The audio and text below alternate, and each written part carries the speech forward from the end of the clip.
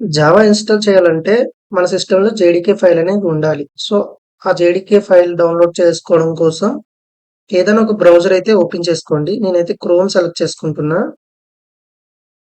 Open చేశాక ఇక్కడ సెర్చ్‌లో Java download for Windows అని టైప్ చేసి ఎంటర్ చేయండి.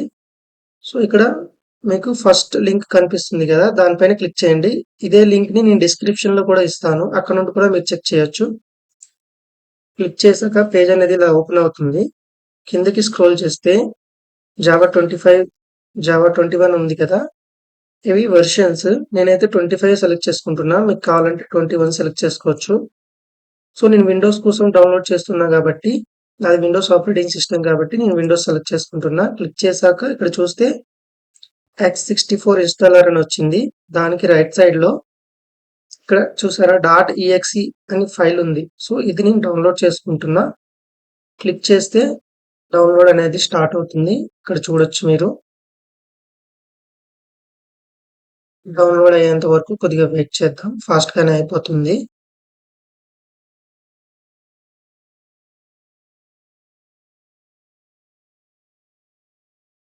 సో, డౌన్‌లోడ్ అయ్యాక మీకిక్కడ ఫోల్డర్ ఐకాన్ చూపిస్తుంది కదా! దీనిపైన క్లిక్ చేస్తే మన డౌన్‌లోడ్ అయిన ఫైల్ అనేది ఫైల్ ఎక్స్‌ప్లోరర్‌లో కనిపిస్తుంది. ఇక్కడ చూసారా జేడీకే 25 విండోస్ x64 bin.exe అని చెప్పి కనిపిస్తుంది కదా!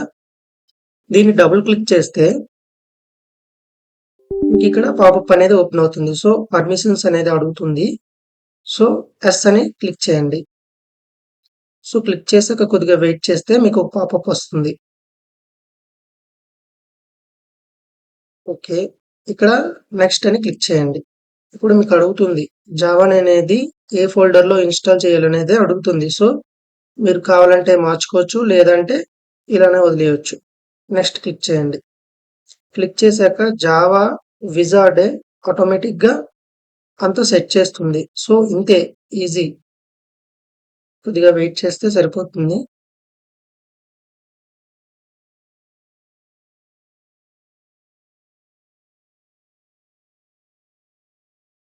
ఓకే. జావా అనేది సక్సెస్‌ఫుల్‌గా ఇన్‌స్టాల్ అయింది. ఇక్కడ చూడొచ్చు సక్సెస్‌ఫుల్లీ ఇన్‌స్టాల్డ్ అని చూపిస్తుంది. నెక్స్ట్ మీరింకా క్లోజ్ చేసేయొచ్చు. సో, అన్నీ క్లోజ్ చేస్తున్నా నేను. ఇప్పుడు జావా అనేది ప్రాపర్‌గా ఇన్‌స్టాల్ అయిందా లేదా అనేది ఎలా చెక్ చేస్తామంటే సింపుల్‌గా కమాండ్ ప్రాంప్ట్ ఓపెన్ చేయండి.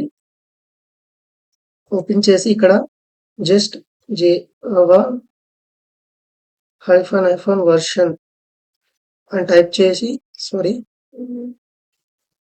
వెర్షన్ అని టైప్ చేసి ఎంటర్ చేస్తే ఇక్కడ మీకు జావా 25.0.2 అని చూపిస్తుంది. సో, ఇలా చూపించింది అంటే మీరు సక్సెస్‌ఫుల్‌గా జావా అనేది ఇన్‌స్టాల్ చేశారని అర్థం.